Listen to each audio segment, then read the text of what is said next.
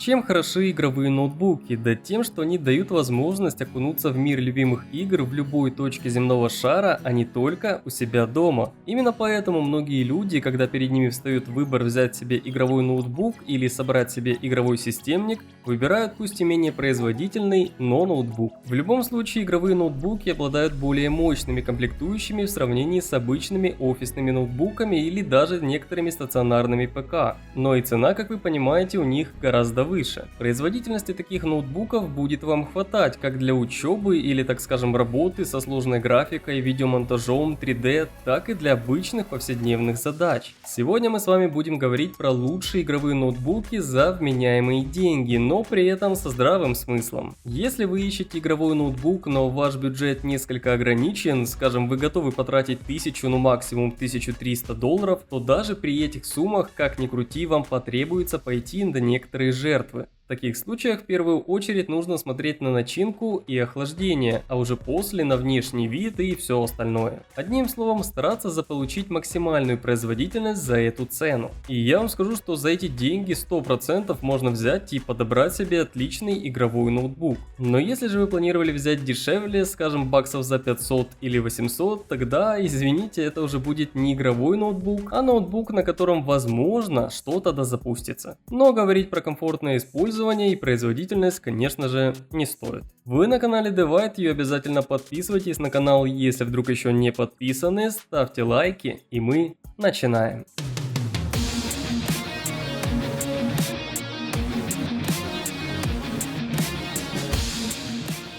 Главный компонент любого игрового решения – это видеокарта, ведь именно она занимается прорисовкой всей графики и не только в играх, и в итоге вы видите именно ту картинку на экране, которая есть. На сегодняшний день, если бюджет ограничен, я советую брать ноутбуки с видеокартами от Nvidia модели GeForce GTX 1650 и 1660 Ti, но если позволяет бюджет RTX 2060 или 2070. Также стоит вам напомнить про технологию от Nvidia, которая называется Max-Q Design. Ноутбуки, которые оснащены видеокартами с приставкой Max-Q, подходят для требовательных игр с максимальными настройками графики и высоким разрешением, и в то же время сохраняют свою мобильность. Они меньших размеров, с меньшим энергопотреблением и тихой работой. Поэтому, если вы ищете себе тонкий мобильный ноутбук для игр и повседневной работы или бизнеса, тогда вам следует обратить свое внимание именно на Max-Q. При этом стоит отметить, что данные видеокарты чуть менее мощные в сравнении со стандартными версиями. Да, разница не столь значительна, чтобы придавать этому большое значение, но все же она есть.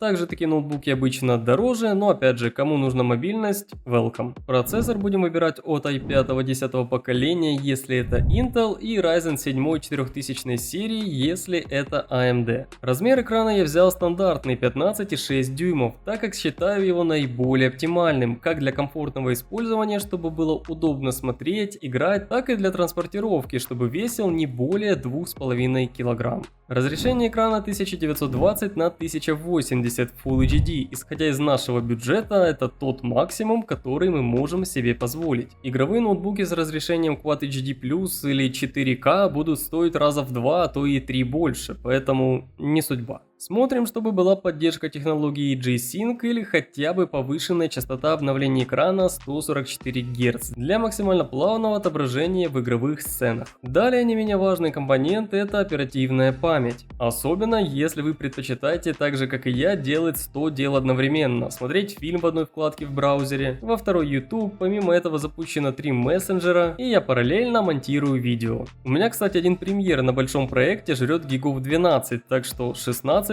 это 100%. По накопителям в идеале, конечно же, будет взять один SSD для системы и приложений, а другой для хранения данных. SSD очень быстрый, уверен, вы давно уже это знаете, но в плане вместительности, конечно, жесткому диску нет равных. Современные игры на сегодня весят немало, для них нужно также выделить много пространства, а увеличение объема SSD очень быстро увеличит стоимость и ноутбука. В идеале, конечно, взять SSD плюс HDD, скажем, 256 плюс 1 терабайт, но на крайний случай будет достаточно и SSD на 512 гигабайт. А так, внешний жесткий диск для хранения данных никто не отменял. Итак, самое важное в наших игровых ноутбуках мы выделили. Теперь же давайте переходить к выбору моделей.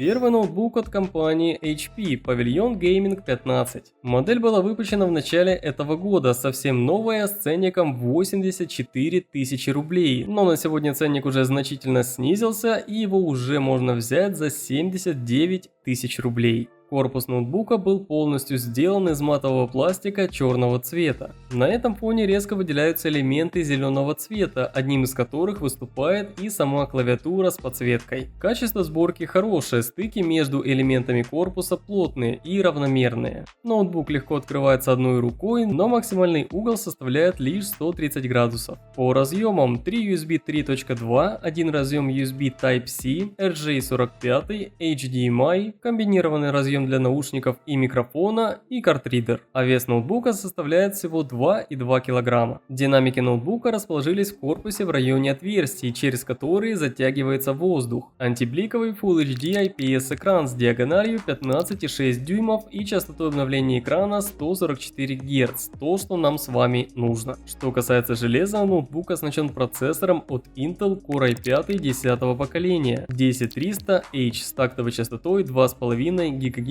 а в турбобусте 4,5, 4 ядра, 8 потоков, 16 ГБ оперативной памяти с частотой 2933 МГц с возможностью апгрейда до 32 ГБ. Дискретная видеокарта от NVIDIA GTX 1660 Ti Max-Q с объемом видеопамяти 6 ГБ. Данного железа вам будет более чем достаточно для комфортной игры в современных играх с вменяемой частотой кадров. По накопителям здесь один единственный, но при этом очень быстрый SSD-накопитель объемом 512 ГБ. Если место со временем будет заканчиваться, то советую не мудрить, а просто докупить один внешний жесткий диск. Они стоят не очень дорого, и это удобно. Объем аккумуляторной батареи 4323 мАч. В режиме серфинга интернета ноутбук проработает плюс-минус до 5 часов, в игровом же режиме до часу. Также стоит отметить, что у HP Pavilion Gaming 15 привлекательный строгий внешний вид, низкий уровень шума, спасибо Max-Q, и отличная система охлаждения, то, что очень важно. При такой цене за такую конфигурацию, на которой можно смело играть во все компьютерные игры на средневысоких настройках качества графики с хорошей частотой кадров, это отличный вариант. Следующий ноутбук — новинка от компании MSI Stealth 15M. Был выпущен в феврале этого года и на старте продаж стоил 100 тысяч рублей. Но опять же, спасибо, ценник значительно снизился, и уже сегодня его можно взять за 88, а то и 85 тысяч рублей. У MSI Stealth 15M алюминиевый, белый или темно-серый корпус. Внешне все говорит нам о том, что данное решение из категории Slim ультрабуков. Корпус тонкий, компактный, вес всего 1,69 кг. Все прекрасно собрано и отлично выглядит. Его удобно будет брать с собой на выезд, командировку, путешествия, куда угодно. Грамотная система охлаждения Cooler Boost 5. Два независимых термомодуля для центрального и графического процессора с 6 тепловыми трубками и двумя мощными кулерами. Также режим работы Cooler Boost, в котором скорость вращения вентилятора может подниматься до 6500 оборотов в минуту. Отверстие тут со всех сторон, выглядит симпатично и, что самое главное, ноутбук дышит. Два USB 3.2, один новейший разъем USB 4.0 Type-C с поддержкой Thunderbolt 4, DisplayPort и быстрой зарядки Power Delivery. Помимо этого один разъем Thunderbolt 3, HDMI, комбинированный разъем для наушников и микрофона и картридер. Разъем интернета RJ45 в данном ноутбуке отсутствует. Конструкция шарнирной петли позволяет отклонять экран на все 180 градусов. При этом крышку у лежащего на столе ноутбука легко можно открыть одной рукой, а при закрытии крышка фиксируется магнитами в углах. Кнопки клавиатуры здесь имеют полноценную RGB подсветку. Реализовано несколько режимов свечения и отключения подсветки. Вывод звука осуществляется через два динамика, расположенные в передней части на дне корпуса. Звук обычный, средний, ничего особенного. В автономном режиме ноутбук может продержаться до 6 часов при работе в браузере и до 4 часов при просмотре видео. В данном ноутбуке используется 15,6-дюймовая IPS матрица с разрешением 1920 на 1080 Full HD. Максимальная частота обновления экрана 144 Гц, при которой задержка равняется 6 миллисекунд. По железу четырехъядерный процессор с 8 потоками Intel Core i5 11 поколения, 1135G7 с базовой тактовой частотой 2,4 ГГц, а в турбобусте 4,2. 16 ГБ оперативной памяти с частотой 3200 МГц. Максимально устанавливаемый объем, который поддерживает данный ноутбук, 64 ГБ. Видеокарта такая же, как и в прошлой модели от HP GTX 1660 Ti Max-Q с объемом видеопамяти 6 ГБ, а также быстрый SSD-накопитель M2 с объемом 512 ГБ. Ноутбук отличного внешнего вида, с симпатичным дизайном, весом и толщиной, при этом он обеспечивает приличную производительность и достаточную скорость в играх. Следующий ноутбук снова от компании HP, но уже линейка Omen. В продажу поступил в начале этого года, и на сегодня его можно уже купить за 89 тысяч рублей, а в некоторых магазинах, если поискать, можно взять и дешевле. Данный корпус HP Omen 15 можно назвать совершенно новым. Представляет собой приятное сочетание алюминия и пластика. Внешний вид стал менее агрессивным, более сдержанным и элегантным. Форма корпуса более обтекаемая, поверхность матовая, а на крышке ноутбука теперь красуется новая стилизация логотипа Omen под алмаз в сине-зеленом градиенте.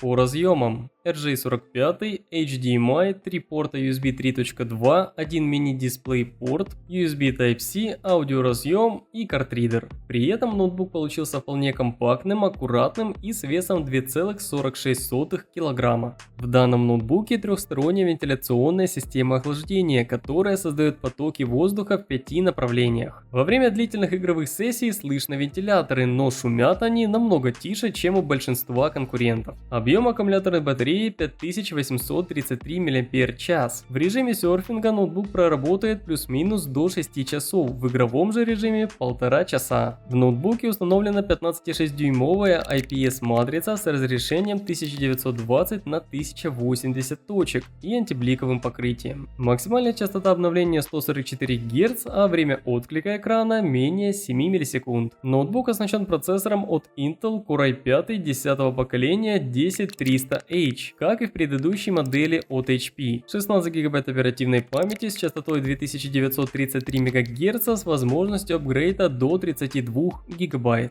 А видеокарта здесь уже покруче, полноценная RTX 2060 с объемом видеопамяти 6 ГБ. По накопителям также один единственный SSD-накопитель M2 объемом 512 ГБ. Данный ноутбук симпатичный, компактный и, что самое главное, очень мощный за такую цену.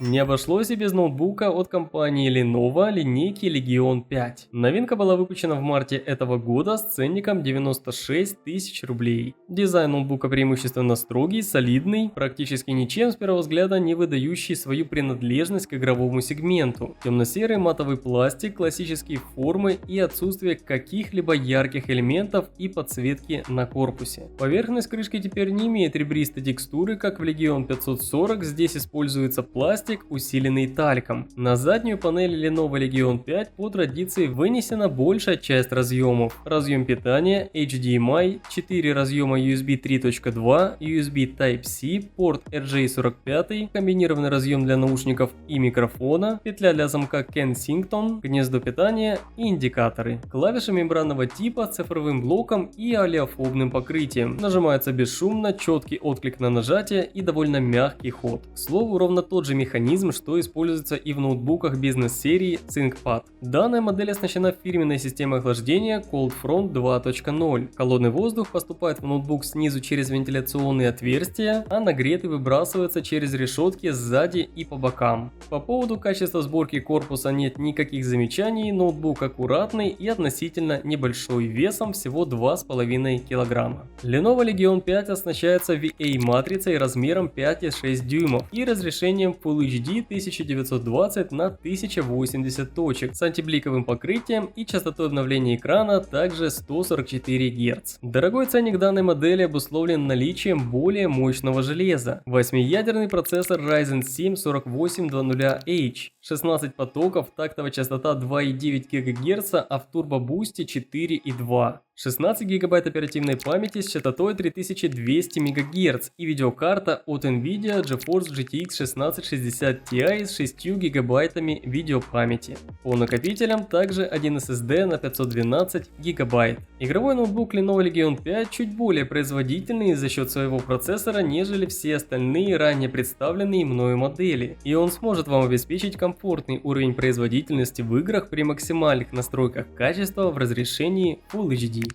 И последний, самый дорогой, кстати, ноутбук в данном топе, конечно же, от компании Asus TUF Gaming A15. Модель новая, была выпущена в январе этого года, и ценник с того момента практически не изменился – 103 тысячи рублей. Основной корпус выполнен из шлифованного пластика с текстурой под металл. Он очень прочный, ничего не прожимается, очень монолитно и солидно. Дизайн геймерский, агрессивный, но в то же время строгий и сдержанный. А вес данного ноутбука составляет 2,3 кг, его также с легкостью можно будет брать с собой. По разъемам питания HDMI, 1 USB 2.0, 2 USB 3.2, 1 USB Type-C, порт RJ45 и комбинированный разъем для наушников или микрофона. Клавиатура имеет мембранный механизм, кнопки в меру крупные и удобные. В качестве подсветки здесь использованы RGB светодиоды, и с помощью фирменной утилиты можно выбрать любой цвет и один из нескольких эффектов. У ноутбука два динамика выведены на днище и на скосы боковых граней. Звук громкий, без искажений даже на максимальной громкости. Аккумуляторная батарея ноутбука имеет очень внушительный объем 5845 мАч, которого будет достаточно до 6 часов работы в режиме серфинга интернета, до 6 часов при просмотре видео и до часу во время игр, без подзарядки. Система охлаждения здесь используется хорошая и классическая, небольшие площадки на процессоре и видеокарте и несколько тепловых трубок до радиаторов у задней и правой стенки корпуса, сквозь которые продувает воздух два вентилятора. В данной модели используется 15,6-дюймовая IPS-матрица с разрешением 1920 на 1080 точек и частота обновления экрана также 144 Гц. Идентичный процессор, как и в предыдущей модели от Lenovo, 8-ядерный Ryzen 7 4800H, 16 потоков, тактовая частота 2,9 ГГц, а в турбобусте 4,2, целых 32 ГБ оперативной памяти с частотой 3200 МГц и видеокарта от Nvidia 1660 Ti с 6 гигабайтами видеопамяти. M2 SSD накопитель также побольше, целых 1024 гигабайта, чего, уверен, будет более чем достаточно как для хранения игр, так и данных. У Asus получилось создать очень мощный игровой ноутбук за относительно вменяемые деньги. Он позволит вам без ограничений использовать его для решения любых как игровых, так и профессиональных задач. Видеокарта, возможно, не топовая, можно было бы сюда RTX 2060 или даже 2070, но для Full HD она уверенно обеспечивает необходимый уровень производительности при высоком качестве графики. Друзья, я очень надеюсь, что данный топ вам понравился и вы смогли для себя выделить именно те модели, которые ближе вам как по душе, так и по кошельку. И если это так, тогда обязательно оцените это видео лайком. Пишите в комментариях, какая из представленных мной моделей вам понравилась больше всего. Также не забывайте подписываться на канал, если вдруг еще не подписаны, обязательно жмякайте на колокольчик, чтобы не пропускать новые интересные и познавательные видео. А меня зовут Влад, вы смотрели канал Divide You. До скорого!